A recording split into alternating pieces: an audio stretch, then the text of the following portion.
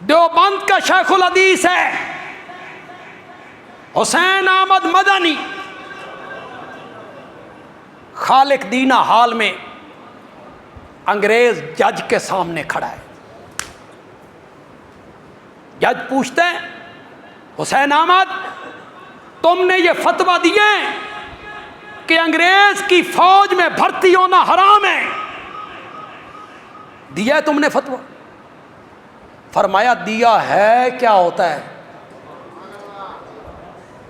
तेरी अदालत में खड़े होकर कहता हूं कि अंग्रेज की फौज में भर्ती होना हराम है। इशारा करूंगा, तफसील में नहीं जाऊंगा, किसी को तकलीफ ना हो।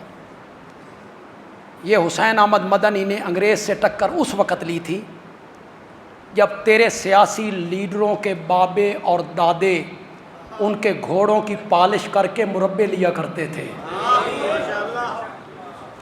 खारश घोड़ों की ठीक किया करते थे, तेल लगाया करते थे, मुरब्बे लेते थे, घोड़ी पाल मुरब्बे।